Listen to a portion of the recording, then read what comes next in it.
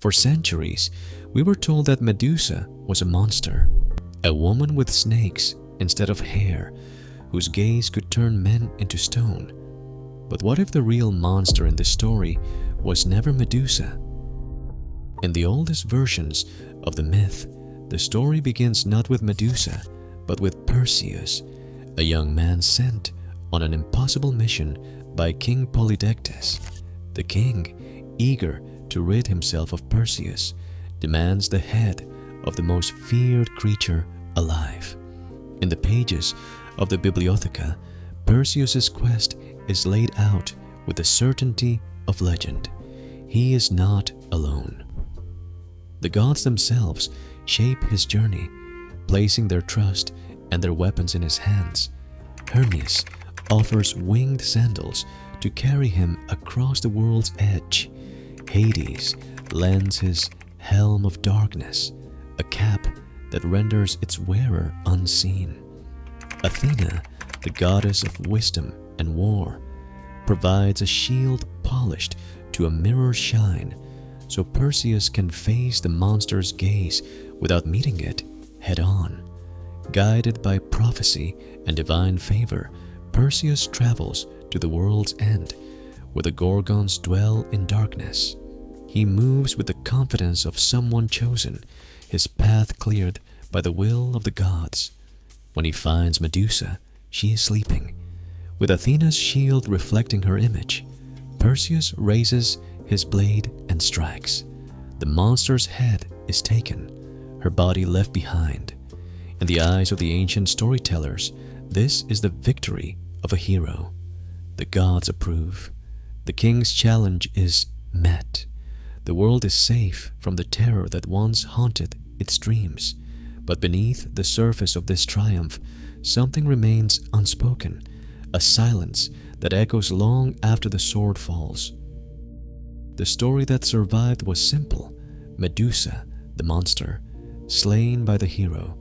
This version echoed through centuries, copied and retold in every corner of the ancient world. Byzantine scribes, working by candlelight, preserved the account from Apollodorus's Bibliotheca, their marginal notes growing thicker with each generation. They circled back to the same image: a woman with snakes for hair, a gaze that turned men to stone. The details of her suffering vanished. Her name became a warning, not a memory. In these retellings, Medusa was stripped of any past that could inspire pity or doubt. The god's role faded into the background. The violence that made her a monster was left unspoken.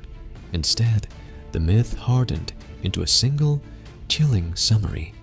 Medusa was a threat, and Perseus was the answer. The text became a shield, protecting the old order from uncomfortable questions. For artists and storytellers, the monster's head was all that mattered. It appeared on shields, coins, and temple walls, a symbol of danger, a tool to ward off evil. The woman behind the mask was forgotten. Over time, the myth's sharp edges dulled into legend, and Medusa's story was locked inside a single, unchanging image. No one asked what had been lost. Content warning: the next account contains references to sexual violence and divine retribution. In the Latin verses of Ovid's Metamorphoses, the crime is spelled out in a single, chilling word: violavit.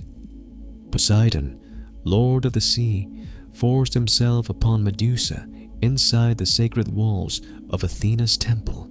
The sanctuary, meant to be a place of protection and purity, became a scene of violation. Ancient law in Athens treated such acts as the gravest offense, a pollution that demanded punishment and public ritual cleansing.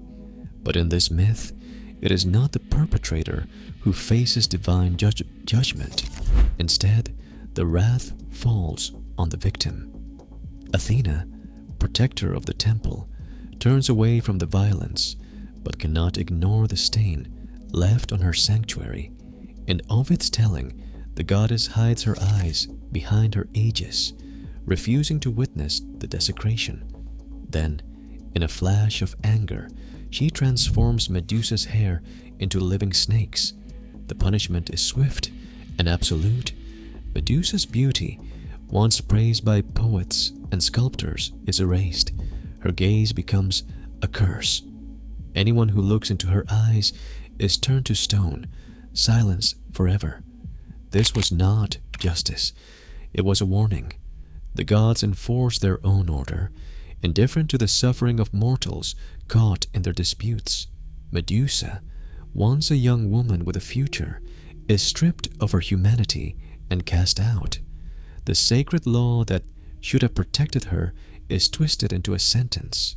Alone, marked by the gods, she becomes the thing others fear, a monster born from the crime committed against her. Silence thickens around the ruined sanctuary, where Medusa is left to endure the aftermath of a curse that was never hers to deserve. The world outside recoils at her name, but inside these broken walls, she is simply a woman stripped of every comfort, every certainty. Her sanctuary has become a prison. Shadows lengthen across stone floors littered with the fragments of a shattered life. Once, a polished mirror might have reflected her face. Now it lies broken, its jagged pieces scattered, each one refusing to return her gaze. The snakes that have replaced her hair coil and hiss, restless with memories of what she once was. Their movement echoes through the empty halls, a constant reminder that her own body has turned against her. No voice calls her name. No friend or sister dares to approach. The wind slips through gaps in the stone, carrying only rumors and warnings. Medusa's isolation is complete, enforced by terror and by the gods' decree. At night, she traces the cracks in the stone, searching for patterns, for meaning, for a way back to the person she was before punishment became her only inheritance. A single moment of empathy lingers in the smallest gestures, a gentle hand raised to hush the snakes, a breath held as she passes the broken mirror, wishing for just one glimpse of her old reflection. In this darkness, even the smallest act of self-kindness becomes an act of defiance. Medusa remains, unseen and unheard, her suffering stretching on as the world outside forgets the woman and remembers only the monster. Perseus did not arrive at the Gorgon's lair as an ordinary man. The gods outfitted him for the task, each gift calculated, each tool an answer to Medusa's curse.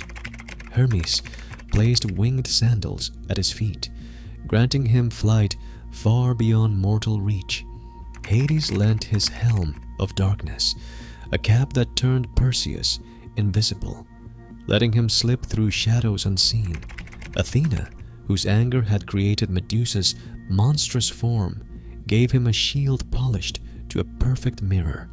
With it, Perseus could approach without ever meeting Medusa's eyes. Each item was more than a weapon. They were instruments of control designed to ensure that no part of the encounter was left to chance. The gods did not simply allow Perseus to kill, they orchestrated every step, arming him against a victim they themselves had made untouchable.